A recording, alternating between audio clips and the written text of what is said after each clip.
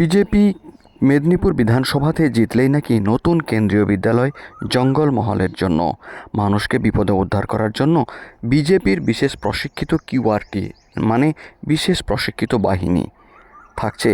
আরও একাধিক উন্নয়নের ফুলঝুরি। এমএলএর কাছে যাওয়ার জন্য নাকি বিশেষ পোর্টাল থাকবে, তাকে যেতে হবে না, মানুষ বাড়িতে বসেই পাবেন বিভিন্ন পরিষেবা। বিভিন্ন চমকপ্রদ ঘোষণা করলেন বিজেপির প্রার্থী শঙ্কর গুছাইত মেদিনীপুরে। শোনা যাক।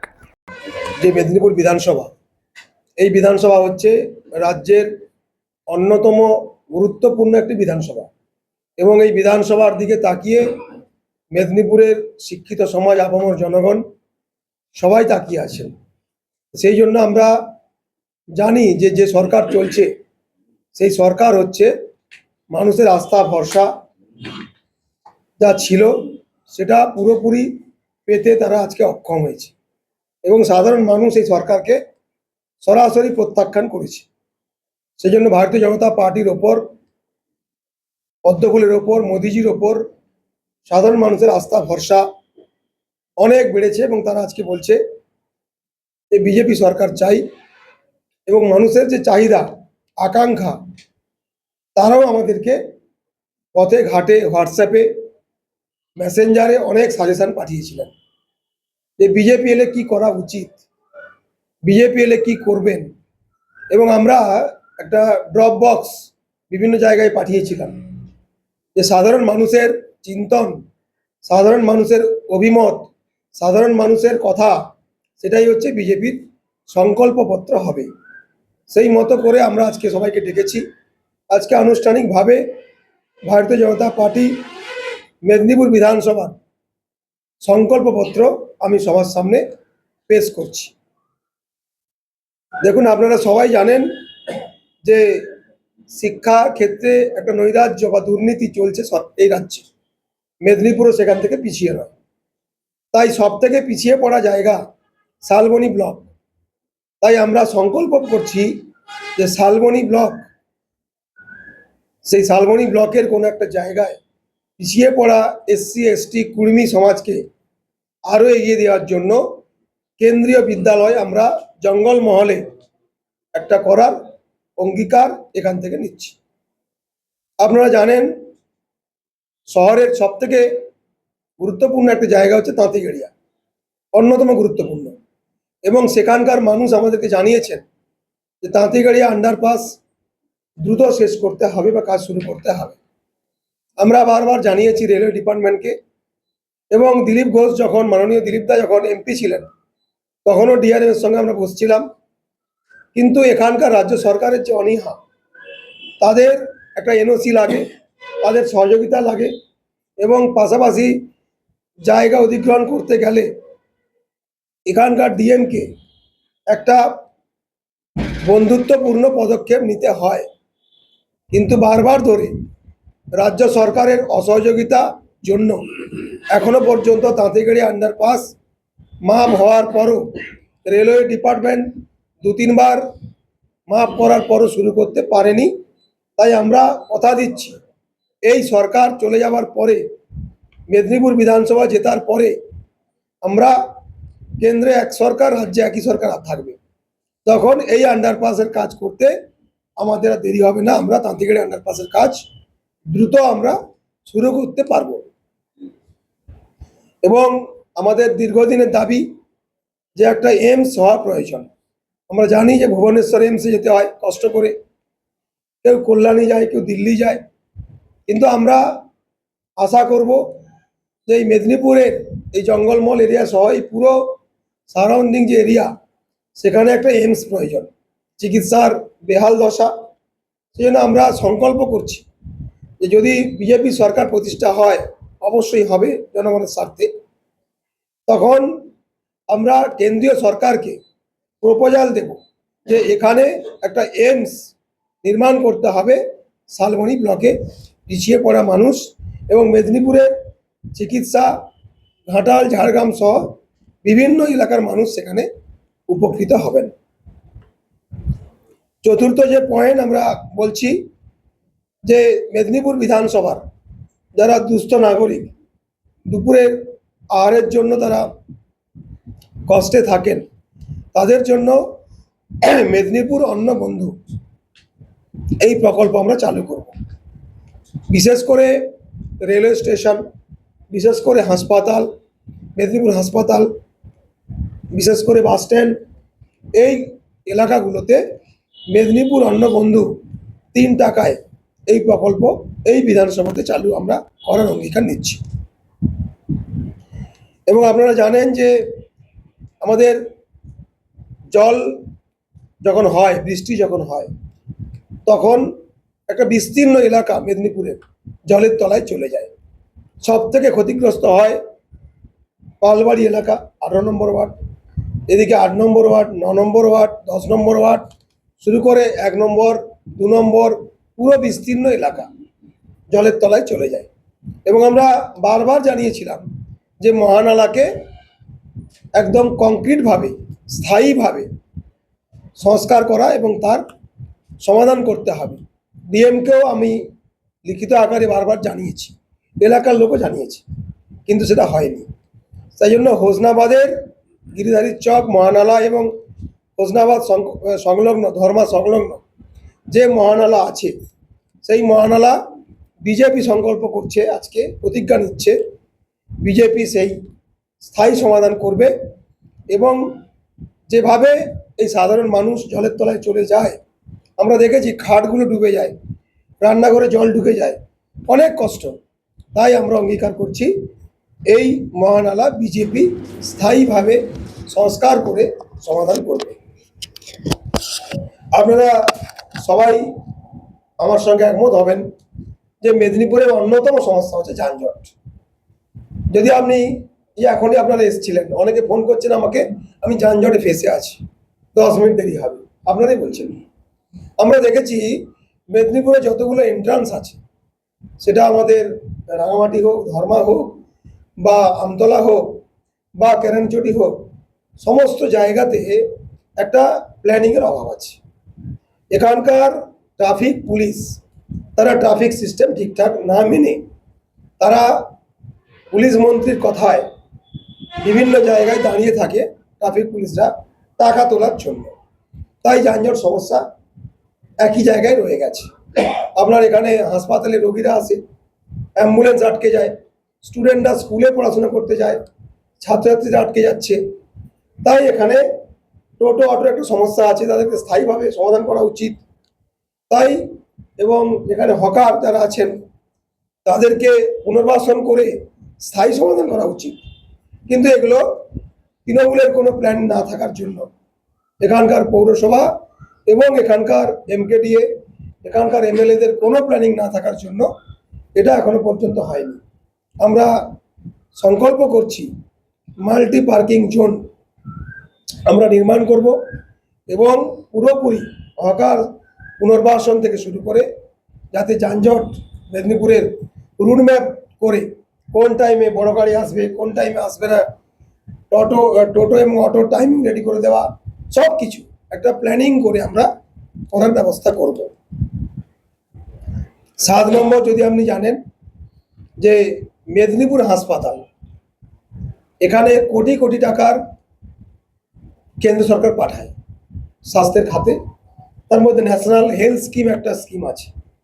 এবং সেখানে 102 অ্যাম্বুলেন্স থেকে শুরু করে বিভিন্ন পরিষেবার ক্ষেত্রে, অক্সিজেন হোক, বেড হোক, ডাক্তার হোক, নার্স হোক, এখানে চরম অব্যবস্থা।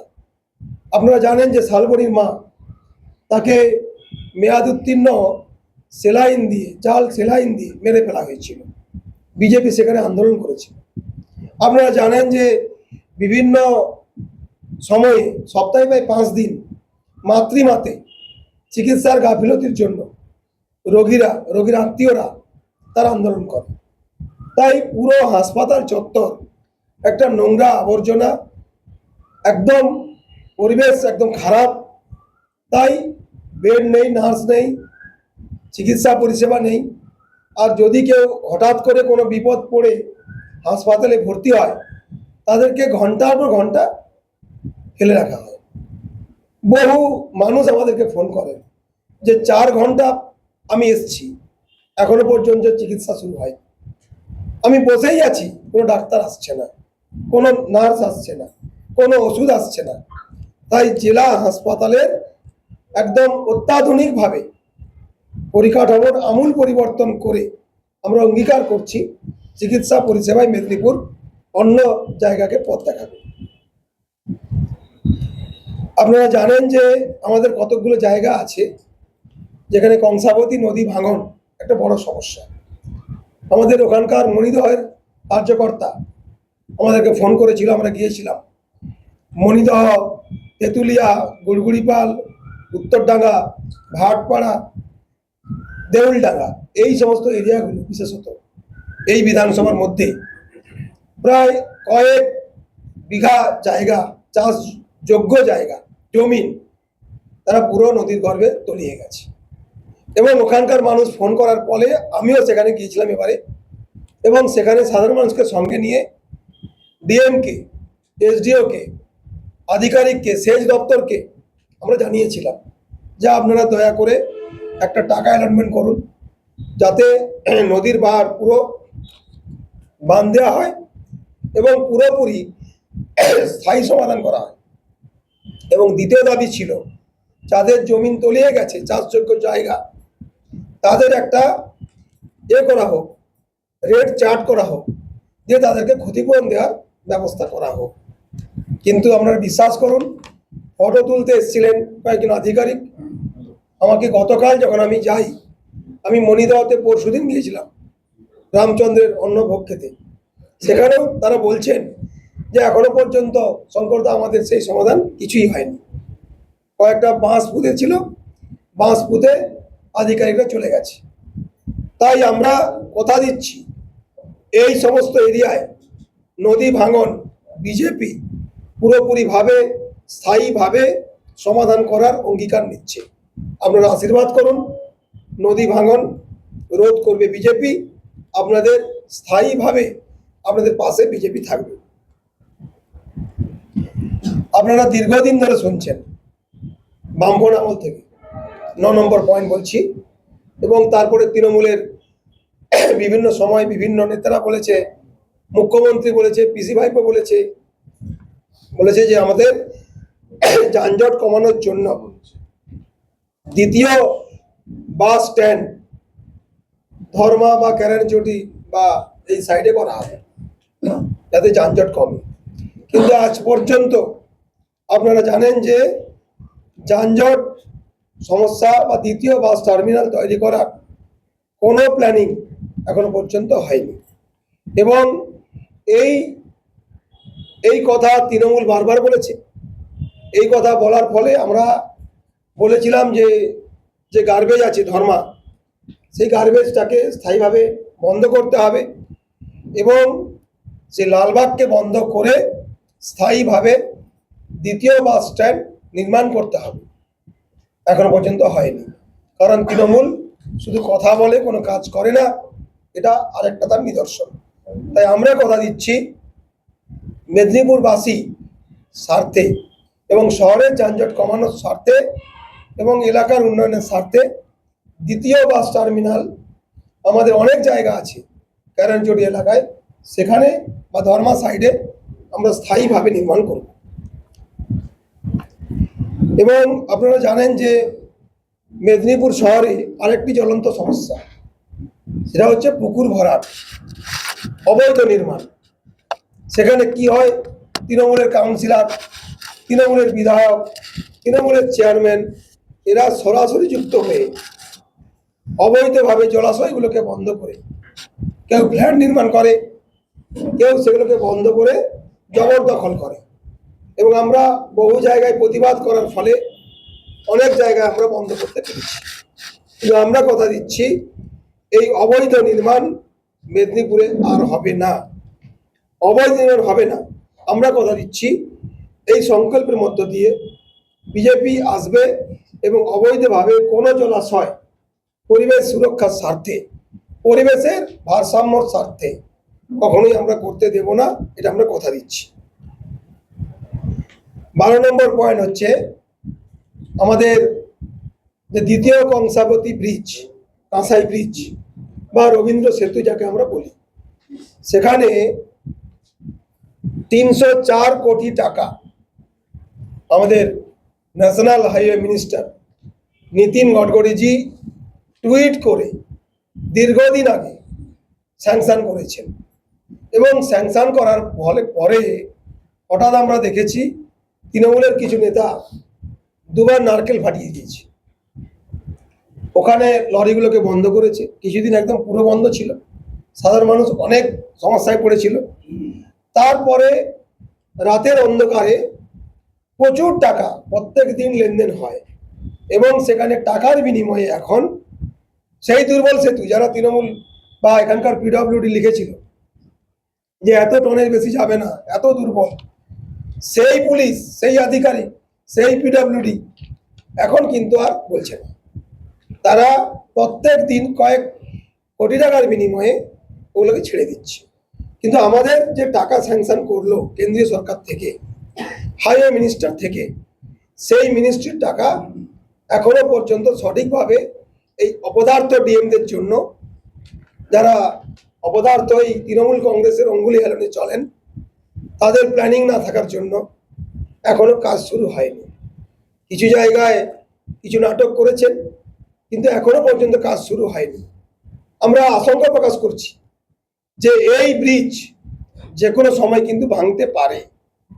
এই দুর্বল সেতু ন্যাশনাল যে হাইওয়ে মিনিস্টার থেকে অলরেডি স্টেট গভর্নমেন্টকে জানিয়ে দিয়েছি যে very danger situation, very very weak, আপনারা ইমিডিয়েট এই কাজ শুরু করুন। বারবার মেলে এসছে, কিন্তু রাজ্য সরকার করেনি এই জন্যই যে নাম মোদিজির হয়ে যাবে, নাম নীতিনজির হয়ে যাবে, নাম বিজেপির হয়ে যাবে। সেই জন্য উন্নয়নকে আটকে রেখে, উন্নয়নকে স্তব্ধ রেখে তারা নাটক করছে। তাই আমি এখানে এই সরকারকে হুঁশিয়ারি দিচ্ছি, যদি ব্রিজ ভেঙে কোনো মানুষের কোনো দুর্ঘটনা ঘটে, যদি এই পুরোপুরি অচল হয়ে যায়, দুদিকের জনগণ একদম আপ টু বাঁকুড়া পুরুলিয়া থেকে শুরু করে এদিকে উড়িষ্যা পর্যন্ত, তার জন্য দায়ী থাকবে এই অপদার্থ রাজ্য সরকার, অপদার্থ তৃণমূল সরকার। আমরা কথা দিচ্ছি ব্রিজ ক্ষমতায় আসার আমরা 2 মাসের মধ্যে এই ব্রিজের কাজ আমরা শুরু করব। আমরা পরিশ্রুত পানীয় জল একটা বড় সমস্যাই বিধানসভায়। আমাদের নরেন্দ্র মোদীজির প্রকল্প আছে হার ঘর নল হার ঘর জল, অর্থাৎ প্রত্যেকটা বাড়িতে পরিশ্রুত পানীয় জলের ট্যাপ বা কল যাওয়ার কথা, এবং তার জন্য এখানে এই বিধানসভাতেও প্রচুরভাবে টাকা অ্যালটমেন্ট হয়েছে। সেই টাকাগুলোকে সুপরিকল্পিতভাবে এই তৃণমূল খেয়ে নিয়েছে। যেমন তারা কয়লা খাচ্ছে, বালি খাচ্ছে, গরু খাচ্ছে, সোনা খাচ্ছে। এই জলের টাকা, পানীয় জলের টাকা, আমাকে কয়েকজন কন্ট্রাক্টরও বলেছিলেন যে অ্যালটমেন্ট হচ্ছে, আমাদেরকে টাকা দিচ্ছে না, ঝুলিয়ে দিচ্ছে এই প্রকল্পের টাকা। সেই জন্য বিশেষ করে যেগুলো আমাদের 24 নম্বর ওয়ার্ড, 6 নম্বর ওয়ার্ড, 25 নম্বর ওয়ার্ড, আমাদের এদিকে 22 নম্বর, 21 নম্বর, প্রচণ্ড জলের সমস্যা। এবং যদি আপনি শালবনী দেখেন ব্লকটা, পুরো 5টা অঞ্চল আমাদের বিধানসভা, পুরোটাই তীব্র জলের সংকট, হাহাকার পড়ে যায় পানীয় জলের জন্য, কিন্তু জলের কল সেখানে চায়নি। সেই জন্য অপদার্থ এই তৃণমূল সরকারের বিরুদ্ধে আমরা সাধারণ মানুষকে বলবো যে আপনারা দুহাত তুলে আশীর্বাদ করুন, তাহলে পুরোপুরি মোদিজির এই প্রকল্পকে আমরা নিচে নামাবো এবং প্রত্যেকটা বাড়িতে পরিশ্রুত পানীয় জল আমরা পৌঁছে দেব। 14 নম্বর পয়েন্ট, আপনারা সবাই জানেন যে মেদিনীপুর শহরের নিরাপত্তা একটা বড় সমস্যা। জজ কোর্টে দেখেছি হার ছিনতাই হচ্ছে, অমুক জায়গায় আমাদের বিভিন্ন জায়গায় দেখছি চুরি হচ্ছে, বাইক চুরি, ডাকাতি, মানুষ হঠাৎ করে বিপদে পড়ছে। এই পরশুদিন আমি হাসপাতালে গিয়েছিলাম, সেখানে দেখলাম দুষ্কৃতীরা একটা ছেলেকে হঠাৎ করে বাইক নিয়ে এসে এমন মেরেছে, তার রক্ত পড়ছে। তার বাবা মা কাঁদতে কাঁদতে আমাদেরকে বলছে, এই গত 3 দিন আগে। এই যে ঘটনা প্রত্যেক দিন ঘটছে, দুষ্কৃতীরা হঠাৎ করে বন্দুক ফায়ারিং করছে, ছুরি নিয়ে প্রকাশ্যে ঘুরছে, নিরাপত্তা নেই। তাই আমরা নিরাপত্তার স্বার্থে কথা দিচ্ছি, প্রত্যেকটা মা বোন, প্রত্যেক মেদিনীপুরবাসীর জন্য আমরা একটা QRT team with phone number আমরা চালু করব। এবং আপনারা রাত্রে ভিতরে যখন যেখানে শুধুমাত্র পুলিশের ওপর ভরসা না করে ওই কিউআরটি টিমকে ফোন করবেন, তারা তৎক্ষণাৎ আপনার বাড়িতে পৌঁছাবে। আমরা জানি 4 দিন আগে একটা ঝড় হয়েছিল, সেই ঝড়ে অনেকে ছবি তুলতে রাত্রে বেরিয়েছিলেন, শুধু ছবি তুলেছিলেন কিন্তু কাজ হয়নি। যখন আমরা বেরোলাম ভোরবেলা থেকে, তখন দেখছি ডিএম এর অফিসের ভেতরে গাছ, আমাদের ক্যারাইনতলাতে গাছ, আমাদের কোতবাজারে গাছ, আমাদের বিবেকানন্দ নগরে গাছ, সব জায়গায় গাছ পড়ে আছে, রাস্তা বন্ধ, ইলেকট্রিক খুঁটি পড়ে আছে, তার পড়ে আছে।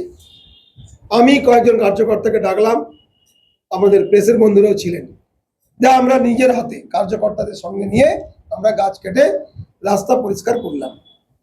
এই কিউআরটি টিম যখন তৎক্ষণাৎ কোনো বিপদ পড়বেন, মানুষ ঝড় ঝঞ্ঝা বিপদ কোনো যা কিছু, বন্যা খরা যা কিছু, এই কিউআরটি টিম কিন্তু মেদিনীপুরবাসীর সঙ্গে থাকবে।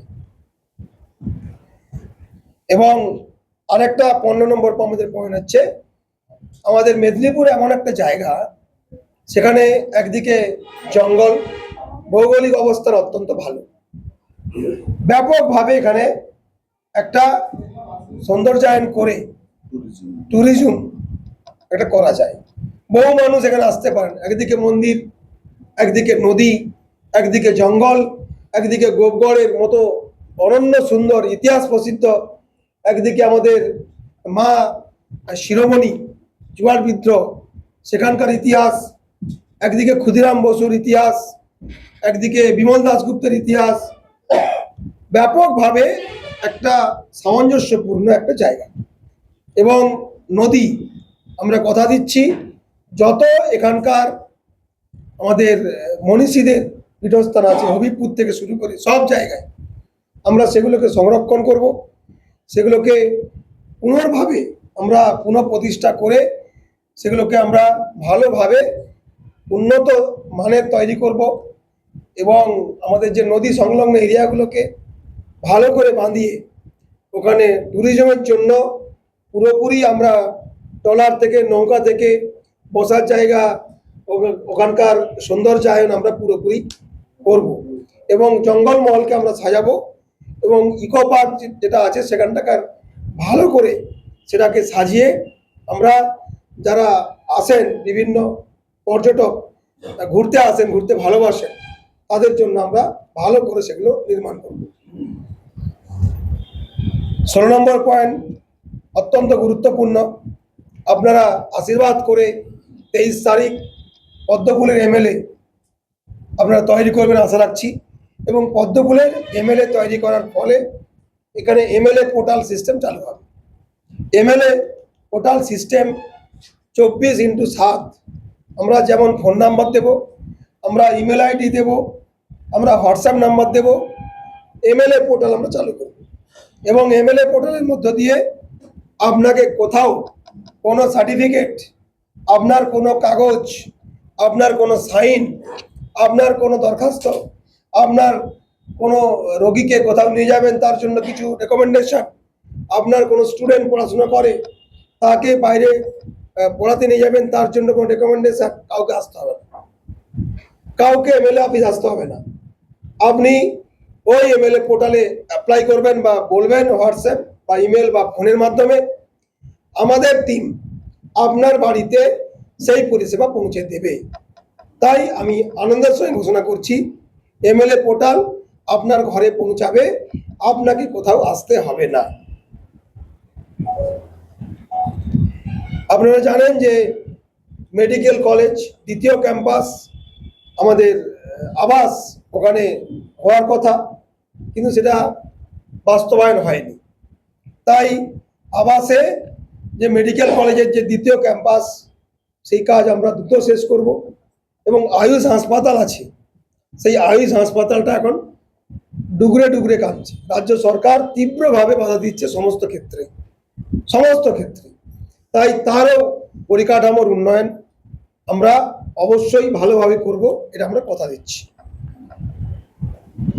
এখানে মেদিনীপুরের যে প্রতিভা, আমাদের এই প্রতিভা সারা বিশ্বে আছে। মেদিনীপুরের কৃষ্টি, মেদিনীপুরের সংস্কৃতি, মেদিনীপুরের কালচার, মেদিনীপুরের সমস্ত ধরনের প্রতিভা। মেদিনীপুরের ছেলেরা বাইরে গিয়ে ফার্স্ট হয়, মেদিনীপুরের ছেলেরা আমেরিকা চালাচ্ছে, বিভিন্ন কোম্পানি চালাচ্ছে। তাই এই যে 16 থেকে 24 এই বয়সের যারা স্টুডেন্ট, মাধ্যমিক পাস আউট, তাদের জন্য আমরা কেরিয়ার গাইডলাইন এবং কাউন্সিলিং, অনেকে বুঝতে পারেন না, সাধারণ বাড়ি থেকে এসছে, যাই মাধ্যমিক পাস করেছি, আমি এইচএস পাস করেছি, কোন লাইনে যাব, কোথায় গেলে আমার কেরিয়ার ঠিক হবে, কোথায় গেলে ভালো হবে। তাই তাদের জন্য আমরা এই পরিষেবা চালু করব সমস্ত স্টুডেন্টদের জন্য। তাদেরকে আমরা কেরিয়ার গাইডলাইন এবং কেরিয়ার কিভাবে সঠিক জায়গায় আমরা পৌঁছাতে পারি সেই লাইন আমরা দেখাবো। যতদূর বাড়ি ততদূর উন্নত রাস্তা এবং গরিবদের জন্য উন্নত মানের পাকা বাড়ি নির্মাণ। এটা প্রত্যেকটা ওয়ার্ড, প্রত্যেকটা অঞ্চল, প্রত্যেকটা বুথের সমস্যা, প্রত্যেকটা বুথ। আমরা গতকাল একটা জায়গায় গেছিলাম, একটা পাড়াতে, কঙ্কাবতী অঞ্চলে, সেখানে 40টি পরিবার থাকে, কঙ্কাবতী গ্রাম। সেখানে 40টা পরিবারই হচ্ছে প্রধানমন্ত্রী বাড়ি পাওয়ার যোগ্য। তারা বলছে যে আমাদের কিছুই দেয়নি। প্রত্যেকটা বুথে কয়েক কোটি টাকা মোদিজি পাঠিয়েছেন, কয়েক কোটি টাকা, প্রচুর টাকা পাঠিয়েছেন ঘরের জন্য। কিন্তু আপনি দেখুন, ঘর হয়নি, লালদিঘিতেও হয়নি, 8 নম্বরেও হয়নি, কোনোবারেই হয়নি, প্লাস অঞ্চলে হয়নি, বুথেও হয়নি। তাই আমরা কথা দিচ্ছি, প্রত্যেকটা সাধারণ মানুষ যার বাড়ি পাওয়ার যোগ্য, তাদের পাকা বাড়ি হবে এবং সেই পাকা বাড়ির জন্য কাউকে 1 টাকা দিতে হবে না, কাউকে দিতে হবে না। কোনো ঘুষ, কোনো পয়সা, কোনো টাকা কাউকে দিতে হবে না। আমরা কথা দিচ্ছি প্রত্যেকটা বাড়িতে আমরা গরিব মানুষের জন্য পাকা বাড়ি আমরা পৌঁছে দেব। 20 নম্বর পয়েন্ট হচ্ছে, যেটা অত্যন্ত গুরুত্বপূর্ণ, যেটা তৃণমূল এখনো পর্যন্ত সারা বিশ্বের মধ্যে প্রথম স্থান দখল করেছে। সারা বিশ্বের মধ্যে আপনি যেখানেই যান একটা কথা শুনতে পাবেন, আমেরিকা, ফ্রান্স, রাশিয়া, ব্রিটেন, আপনি যে কোনো রাজ্যে যান, গুজরাট, ইউপি, উড়িষ্যা, বিহার, একটা কথা শুনতে পাবেন যে ভাই একটা সরকার চলছে। এত যে করাপশন করা যায়, এত যে দুর্নীতি করা যায়, এত যে পয়সা মেরে নেওয়া যায়, এটা আগে কেউ জানতো না। এত চুরি করা যায়, কেউ জানতো না, এত চুরি করা যায়। আমরা আগে একটা সরকারকে দেখেছি, এখন একটা সরকার দেখছি, কিন্তু সব রেকর্ডকে ভেঙে দিয়েছে তৃণমূল কংগ্রেস। সর্বক্ষেত্রে চুরি, সর্বক্ষেত্রে। আমরা দুটো অঙ্গীকার করছি এখান থেকে। এক হচ্ছে, প্রত্যেকটা জায়গায় প্রত্যেকটা প্রকল্পের টাকা আপনি যেভাবে খেয়েছেন, আপনারা খেয়েছেন, কারণ পিসি তো অন ক্যামেরা বলেছেন আপনাদেরকে, বলেনি পিসি যে তোমরা সব চুরি করো, কিন্তু একটা কথা ভুললে হবে না, 75 ভাগ কিন্তু আমাকে পাঠাতে হবে। এটা বলেছি যে 75 ভাগ আমাকে পাঠিয়ে দেবে, আর 25 ভাগ তোমরা ভাগ করে খেয়ে নেবে। তো তাই করছে তৃণমূল নেতারা, তাই করছে। তারা পিসিমণি কথা শুনেছে, 75 ভাগ পাঠিয়ে দিচ্ছে, কোনো সমস্যা নেই, আর 25 ভাগ তারা রেখে দিচ্ছে। তাই আমরা কথা দিচ্ছি, যেখানে যেখানে যা দুর্নীতি হয়েছে, বিশেষ করে গরিব মানুষের টাকা মারার অর্থ হচ্ছে ভয়ানক ভয়ানকভাবে অন্যায় করা, এবং এই অন্যায়ের সাজা সাধারণ মানুষ দেবে। আমরা চার্জশিট প্রকাশ করেছি, টুটুলদা বলছিলেন, এবং সেই চার্জশিটের সাজাটা কিন্তু জাজ হিসাবে, লয়ার হিসাবে তারা কিন্তু ঘোষণা করবে সাধারণ মানুষের সাজা। এবং আমরা কথা দিচ্ছি, সমস্ত দুর্নীতির একদম সঠিকভাবে তদন্ত হবে এই বিধানসভায়, এবং তারা যেখানে আমরা দেখবো গরিব মানুষের টাকা আত্মসাৎ করেছে, সেই টাকা আমরা গরিব মানুষকে আবার ফিরিয়ে দেব এবং করাপশন লেস একদম ভাবে 100%। 2014 থেকে আপনারা দেখুন আমাদের মোদী সরকার চলছে, একটা করাপশন কোনো মিডিয়া, কোনো প্রেস, কোনো বিপক্ষ দল কেউ আজ পর্যন্ত বলতে পারেনি যে নরেন্দ্র মোদীজির থার্ড টার্মের সরকারে কোনো করাপশন হয়েছে। কারণ মোদীজি বলেছেন না খাউঙ্গা না খানে দুঙ্গা।